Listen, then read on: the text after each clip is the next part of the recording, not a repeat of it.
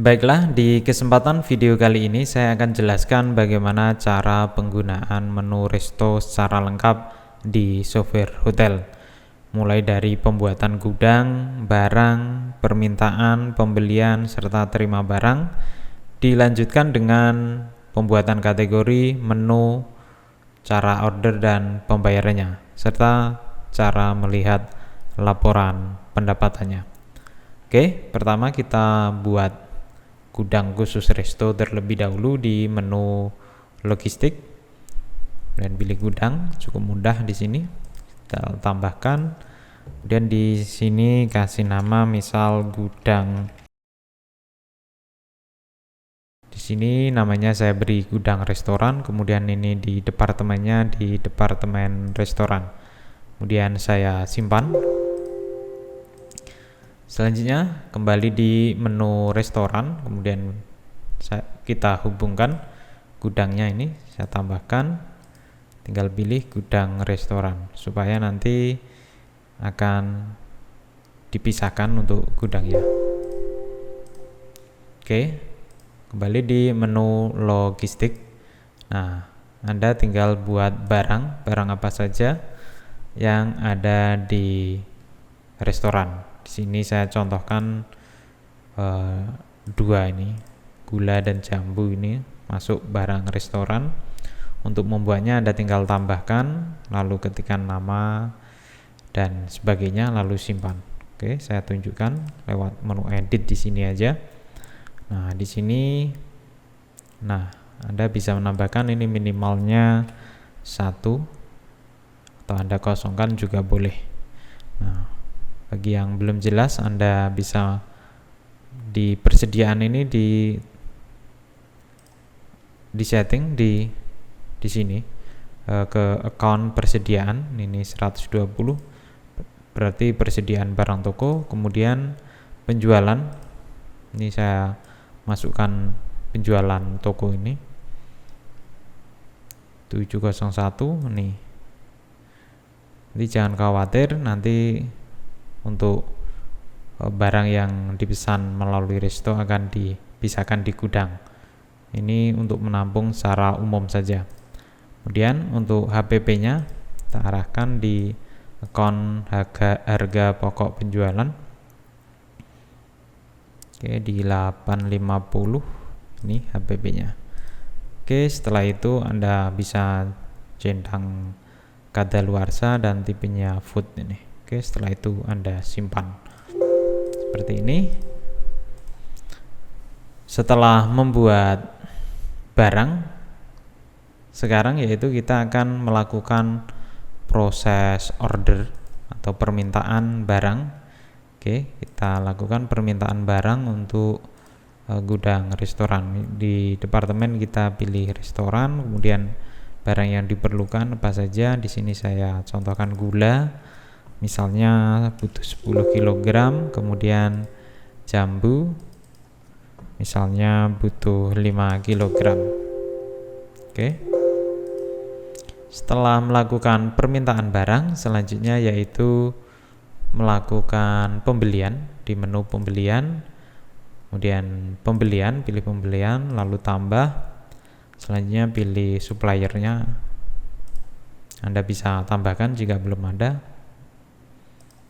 Kemudian ini permintaannya. Nah, ini permintaan dari departemen restoran. Nah, di sini otomatis akan terisi dari permintaan yang sudah dibuat di menu logistik. Oke. Pilih pembayarannya misalnya tunai. Kemudian simpan. Nah, selanjutnya setelah melakukan pembelian, kembali di menu logistik, lalu terima barang. Oke. Tambah. Kemudian ini langsung nomor pembeliannya muncul di sini. Oke, pilih, secara otomatis departemen akan mengikuti. Oke, setelah jumlahnya sesuai, Anda bisa masukkan di sini. Ini pesannya berapa?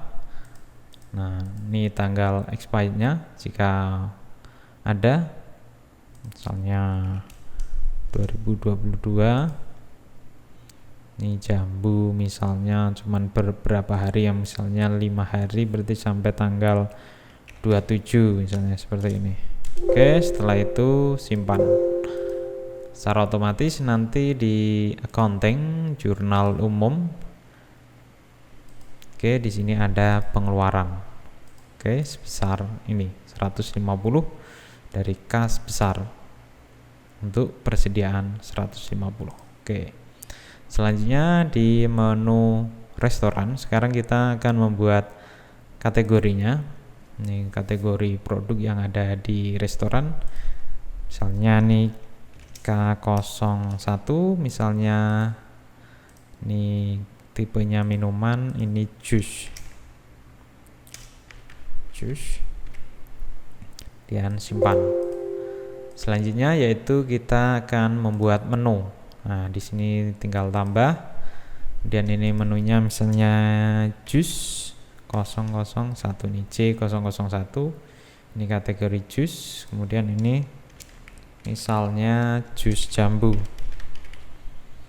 Oke, kemudian ini pembuatannya, cara pembuatannya. Nah, berapa, ketentuannya berapa tinggal dimasukkan di sini.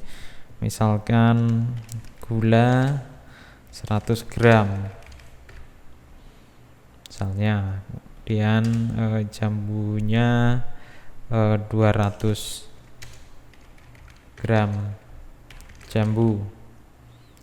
Oke, kemudian di bahan Anda tinggal tambahkan misal gula, ini karena satuannya kilogram maka kita gunakan 0,1 untuk 100 gram.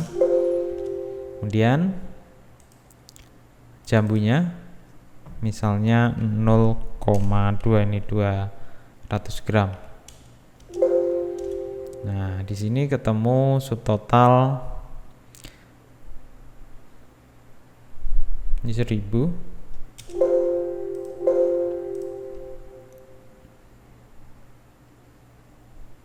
Nah, ini di sini Anda bisa masukkan biaya lain-lain, misalnya untuk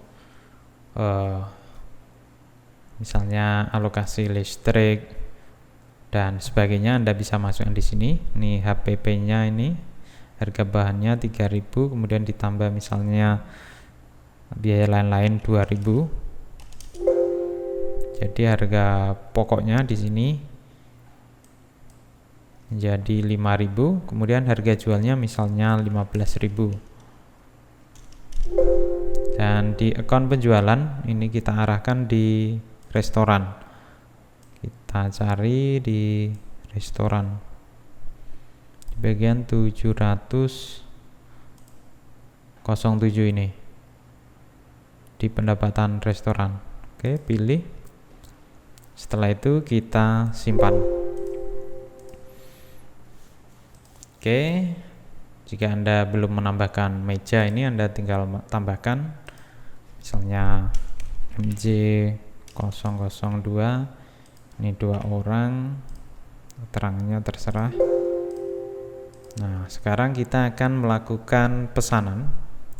Oke, melakukan pesanan, tambah.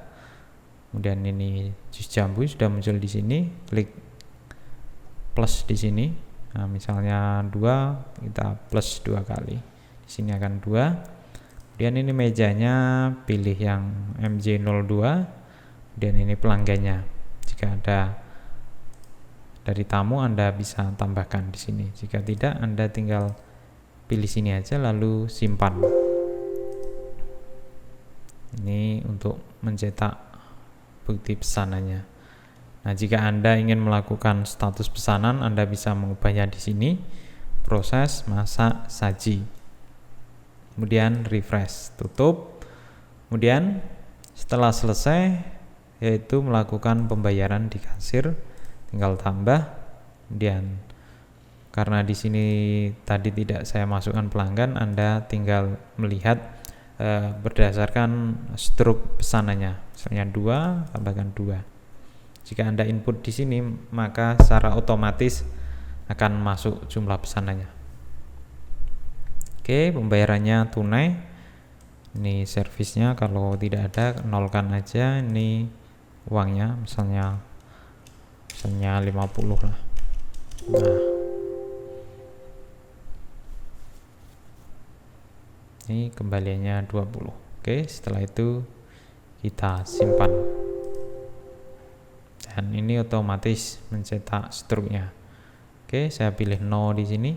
Nah, sekarang kita di menu bagian konten, kita lakukan tutup buku agar pendapatan di-post di akun yang telah disetting. Oke, setelah itu kita akan coba lihat laporan laba rugi detailnya. Nah, di sini ada pos pendapatan restoran sebesar 30.000, yaitu hasil penjualan 2 jus jambu, harga satuannya yaitu 15.000. Di sini ada muncul HPP, harga pokoknya. Kenapa 6.000 tidak 10.000? Karena 2 servis masuk di pendapatan restoran di sini. Jadi yang digunakan yaitu HPP-nya yang mengurangi harga pokok penjualan cuma 6.000. Dari satu pembuatan jus memerlukan bahan senilai 3.000, jadi 2 jus yaitu 6.000. Oke, sekarang kita coba di menu logistik, kita laporan stoknya, kita pilih gudang restoran. Oke, kita proses. Nah, di sini untuk stok tidak berkurang, hanya berkurang di bagian nominalnya saja. Oke, nanti setelah terakumulasi 1 kg maka ini akan berkurang. Oke, demikian tadi cara penggunaan menu restoran secara lengkap, mulai dari pembuatan gudang, barang, pembelian barang, dan pembuatan menu di restoran, dilanjutkan dengan melakukan orderan dan melihat laporan pendapatan. Semoga tutorial kali ini bermanfaat. Sekian dan terima kasih.